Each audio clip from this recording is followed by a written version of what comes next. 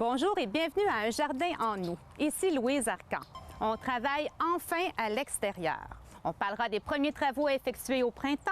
On présentera des beaux arbustes pour planter une belle haie. On planifiera notre aménagement paysager et on plantera nos premières fleurs. Et ça, Sylvain Cléroux qui présente l'émission Un jardin en nous.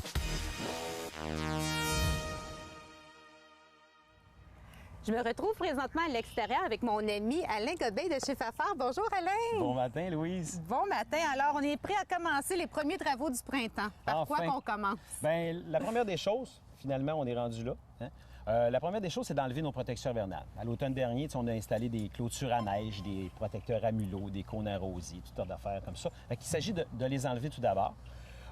Autant que possible, on essaie de choisir une journée qui est plutôt nuageuse, particulièrement pour les conifères. Exactement, pour ne pas les abîmer là, avec le soleil et que ça surchauffe. C'est ça, exactement. Une fois que c'est terminé, on s'attaque au gazon? Et on s'attaque au gazon. Alors, qu'est-ce qu'on fait là, avec les premiers travaux de gazon? Bien, on se munit d'un râteau, on a tout ça à la maison. Là, ce qu'il faut faire, c'est ratisser le gazon, donc de racler de brosser le poil du gazon, les cheveux du gazon. Ça va servir à enlever toutes les cochonneries qui se sont appliquées durant l'hiver. Et à les faire feuilles mortes. aérer. Pas aérer, mettons, enlever vraiment un petit peu le chaume, le chaume qui s'accumule souvent à la surface du gazon. Un chaume, c'est le gazon qui est mort, qui s'accumule un petit peu à la surface du gazon. C'est bon d'en avoir une certaine épaisseur parce que ça garde l'humidité durant la saison estivale. Également, en se décomposant naturellement, ça procure un peu d'éléments nutritifs au sol. Par contre, s'il y en a trop épais, bien là, ça peut faire étouffer un peu le gazon. Ça peut être un endroit pour certains insectes comme la punaise. Fait que dans ce temps-là, c'est sûr et certain que... moi, je dis... moi, je parle en bout de doigt, mais souvent, c'est à plus qu'un centimètre. On va y aller avec des interventions plus sévères un petit peu. Un genre de râteau de même qui se vend également dans les centres jardins. Un râteau qu'on appelle des chômeurs, que lui, par contre, lui, c'est plus coriace. Ça fait déjà une plus grosse job. On peut louer également, là... Ouais, si jamais les travaux sont trop... le chaume est trop épais, bien là, on peut louer un équipement, ce qu'on appelle un déchaumeur mécanique à moteur, là, on peut faire le travail ou le faire par des entrepreneurs spécialisés. T'sais. Parfait. Et après, là, le secret d'avoir une belle pelouse. Et écoute, ça, c'est... Belle pelouse, souvent, très verte. on étourdit des fois les consommateurs. Moi, souvent, j'y vais toujours avec le gros bon sens. Il y a 3 trucs qu'il faut vraiment avoir en tête pour réussir une pelouse, puis c'est vraiment des trucs simples. Premièrement, nous, comme humains, on mange 3 fois par jour. Le gazon a besoin d'être nourri 3 fois par année. Aussi. Oui, des vitamines, c'est ça. Puis souvent, l'erreur que les gens font pour avoir une pelouse dense qui résiste aux insectes, aux maladies, à l'investation de mauvaises herbes, il faut avoir une pelouse qui est dense. Puis on ne met pas d'engrais. Fait que c'est vraiment... Mon premier truc, ça prend 3 poches d'engrais par année. Vous pouvez y aller au naturel, vous pouvez y aller aux synthèses, au minéral. Fait qu'on met de l'engrais avant de mettre des semences. C'est pas le temps de mettre... Premièrement, regarde, on a encore des petites vestes sur notre dos. Fait que c'est pas le moment présentement. Et présentement, c'est la première. Après avoir ratissé, on peut tout de suite appliquer notre première poche d'engrais qui, habituellement, est plus élevée en azote, qui est le premier chiffre sur un sac d'engrais. Mon deuxième truc à retenir, c'est vraiment d'y aller avec... quand on tombe durant l'été, d'y aller vraiment le plus haut possible. Souvent, l'erreur que les gens font, ils vont comme raser le gazon, puis ils comparent ça à un green de golf, mais c'est pas pantoute les mêmes composants, les mêmes graminées qu'on retrouve dans un gazon résidentiel, qu'on retrouve dans un verre de golf ou un verre de golf. Puis mon troisième truc, c'est ça, les villes, ils vont favoriser ça de plus en plus, c'est ce qu'on appelle l'herbicyclage.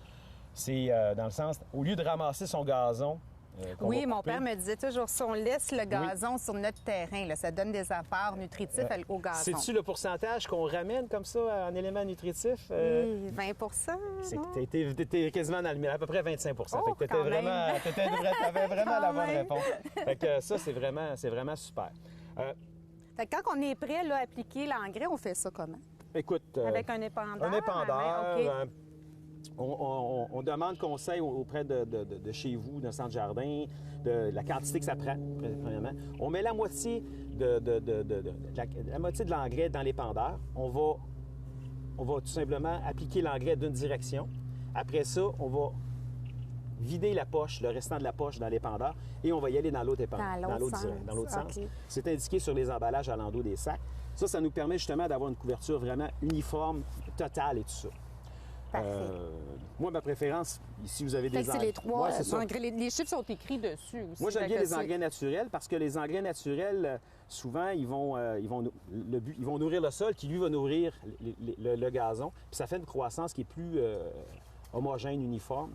Puis en plus, c'est très bon pour l'environnement. L'autre chose, au même moment, lorsqu'on a fini de racler le terrain, on peut en même temps, au fur et à mesure qu'on passe le long du gazon, on peut y aller un petit peu sur le bord des plates-bandes. On peut y aller un petit peu enlever un peu les feuilles mortes là, qui sont sur le tour. Là. Bien, c'est important aussi de dégager un peu le collet des vivaces qu'on a eu, qui ont eu beaucoup de pays aussi, Oui, qu'on oui, peut oui, faire oui, des oui, petits oui, travaux oui, dans les oui. plates-bandes aussi. Après qu'on ait terminé les travaux du gazon, là, on peut se lancer dans nos plates-bandes et commencer à faire un petit ménage printanier. Là. C'est sûr, ça fait une grosse journée. Si les gens font tout ça la même journée... Bien, ça dépend de la grandeur de ton terrain. Oui, c'est ça, c'est sûr. Question oui, c'est sûr. Chez vous, ça prend plus qu'une journée. Chez nous, c'est plus long, oui. Mais quand ceux qui ont des petits travaux, Oui. on peut se mettre à aller travailler dans les plates-bandes. C'est ça. La pire affaire, c'est de se stresser à vouloir tout faire dans la même journée. Il faut quand même... L'horticulture, c'est quand même... Ça peut être le fun quand on fait ça de façon progressive et agréable. Tu parlais justement des plates-bandes, quoi faire. Oui. Tu veux-tu qu'on en parle? Ben oui, certainement. Bon, ben, on est à Quand côté on est justement rendu, d'arbustes comme ça. Fait qu'on a on a des arbustes ici qu'on appelle des berbéris. Oui. Je vais faire attention à ne pas me piquer les doigts parce qu'il y a beaucoup d'épines. Fait que ce qu'il s'agit de faire, c'est que, comme tu disais, il y a du pays qui s'est appliqué, qu'on a appliqué l'année passée. Puis souvent, le pays, à la fin de l'hiver, il est tout écrasé. Il est vraiment écrasé au sol. Il faut comme, j'appelle ça en bon québécois, il faut le fluffer. Il faut faire attention, par exemple, pour pas trop amener les mauvaises herbes Non, par dessus quand t'as on raison, fait ça. t'as Alors, raison. on fait juste simplement... Il faut vraiment le manipuler un peu, le tasser un peu légèrement, pas ramener, comme tu dis, la semence de mauvaises herbes en surface. Donc, on tasse un peu le taillis qui s'est accumulé. On va y aller après ça. Au même moment, on peut y aller avec, tant qu'à avoir fait le travail, on peut y aller avec épandre un petit peu de compost autour des plantes. Je vois ici, Alain, que tu as favorisé là, un sac de compost de biosol. Oui. Peux-tu nous expliquer c'est quoi le biosol? Chez Fafard, on en a deux principaux composts. On a le biosol, qui lui est fabriqué justement de fumier, comme on peut voir, de tourbe et tout ça, d'algues marines, des pétrévettes. On va souvent le favoriser dans les aménagements où on a un sol sablonneux. C'est plus propice. Si on aurait eu un sol argileux ce matin, ce qu'on aurait appliqué, ça aurait été plus un biophore. Dans le temps, on l'appelait le compost forestier. Exact. À l'intérieur du sac, il y a des morceaux d'écorce de conifères qui, lorsqu'on a un sol compacté, un sol argileux, glaiseux, ben il va comme se coller aux particules d'argile, faire des plus gros agrégats. Ça va aider les racines. En plein ça, OK, en plein ça. d'accord. Fait que j'y vais avec, autour de la plante qu'on veut installer avec du compost. Donc, Directement? Tu mets directement autour, ça peut pas brûler. Souvent, on disait, là, ça fait brûler, si on met ça, c'est pas vrai. Non, C'est des c'est légendes pas... urbaines. Non, oui, exact, OK, exactement. d'accord. Le compost est prêt, ça peut pas faire brûler, tu sais. D'accord. Puis ici, tu as de l'engrais. Là, je vois, c'est marqué engrais à conifères. Les chiffres ici, qu'est-ce que ça veut dire, les trois chiffres qu'on est? Azote, phosphore, potassium? En plein ça. Azote, phosphore, potassium, c'est international comme nomenclature. Le premier chiffre, l'azote, lui, sert à la croissance du feuillage. Le deuxième chiffre, c'est principalement les racines, un petit peu la floraison. Et le troisième chiffre, le potassium. Tout ce qui entoure. Tout ce qui entoure. Donc, les fruits, les légumes, les fleurs, la résistance au stress, la résistance à l'hiver et tout ça. T'sais. Souvent, en anglais, ils ont une façon ou une autre facile de se retenir. Eux autres, le premier chiffre veut dire le hop. Le deuxième chiffre, c'est Le down. down and around. Ah, exactement. Tu peux même faire une petite danse avec ça. C'est facile à Et aussi, qu'est-ce qui est important de dire aux gens, quand c'est granulaire comme ça, c'est que ça dure longtemps. Là. On l'applique une seule fois pendant la saison? Dans le cas des arbustes, arbres, conifères, souvent, on va y aller une seule application par année. Okay. Dans le cas, justement, des arbustes, de tout ce qu'on vient de parler, également des vivaces, qu'on peut également pratiquer le nettoyage au printemps, les vivaces existantes, bien, on y va principalement avec un engrais riche en potassium. Dans le cas des vivaces, on peut y aller avec une fois. Des fois, on peut rajouter, dans un mois, on peut en appliquer une autre étape, puis ça serait une autre application, puis ça serait correct également. Parfait. Fait que ça, on met ça à main levée? Oui, parce que c'est un produit 100% naturel. Vous pouvez y aller avec du soluble également. S'il y a des gens, des fois, qui vont y aller qui veulent appliquer ça avec un arrosoir ou avec un applicateur.